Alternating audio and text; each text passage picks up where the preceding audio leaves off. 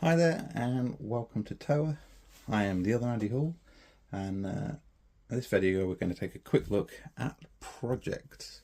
So this came about from some of the vintage racing that I've been doing over this summer and seeing some of the other cars that exist and some of the other cars that exist in other categories than my traditional Tamiya's for racing.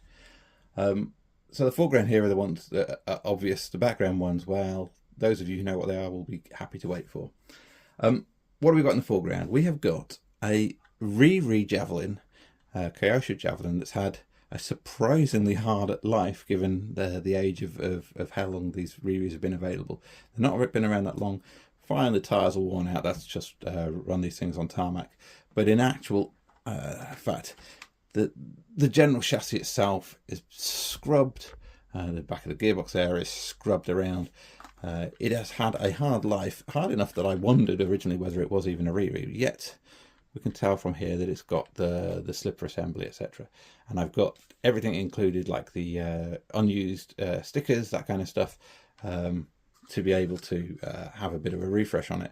This is running a full belt drive. If you look down through there, you can see that's all present and correct.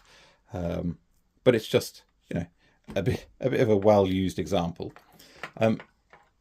The sister car for it, absolutely next door, is this one here, which I believe to be an original Javelin as well. So no body shock with this one. There's some clues again that it's an original, not a Riri. It's not running the slipper. This matches exactly what I expected based off an old Javelin I used to have. So I believe this is an original Javelin running chain drive, but it is in super condition for what it is. Actually vastly better condition than the Riri we have. So the plan, as much as anything, as much as we have one, is to mix and match the best of both cars, put together the best of a Javelin and a number of spare parts. This will go racing. Hopefully a revival race in the near future, but something of that ilk. Okay. And then we have these two cars at the back. These two cars here, people may or may not recognise as Kyosho Progress. This is a vintage four-wheel drive, four-wheel steer car. And we've got two cars of very different wear and usage, but if I do a quick comparison of them, you'll see the one here that's in much better condition, much cleaner plastics, etc, etc. It's totally missing the drivetrain on it, as in we've got most of the rear gearbox there, most of the rear gearbox in really nice condition, but there's no chain. I believe we have the I would say diff, but I don't mean diff. I do mean spool in the front there, that allows us to all function, and it's generally a fairly clean example for what there is. And like I say, there are chunks missing. We're missing some of the linkage for being able to do the rear steer, etc. Okay. The other one is very well used. So this one, you can see the overall grime and grubbiness of it. There's a huge amount of cleanup needed on this one. The springs are all rusty and had it. It's more complete in terms of radio gear, but I don't think we'll actually be running it with that radio gear anyway. You can see we do have everything in terms of a full functioning drivetrain on it. Now, what's the condition of the bearings? What's the condition of the gearbox itself? We will have to wait and see. I mean, the motor there, look, it has been it's had a harder life than the other one, but it's at least all still there. So what's the plan?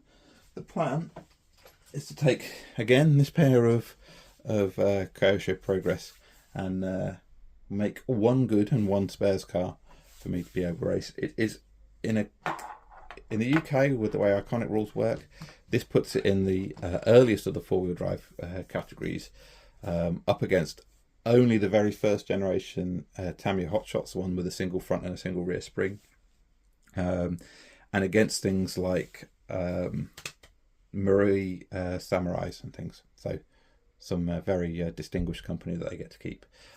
My plan is to make it fully functional four-wheel steer because, well, why wouldn't you? I'm told in terms of wheels and tyres, we can do a few things here.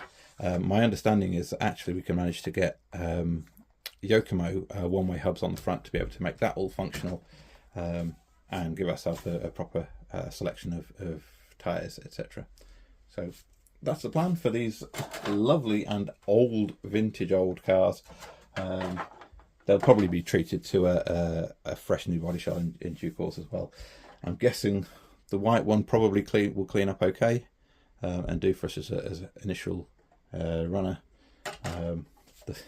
The silver one sadly is in a condition the same as the rest of the car. It has been very well used. But there we go. That's 2 Kyosho Progress, 2 Kyosho Javelin, and they will be project cars for me to tinker with.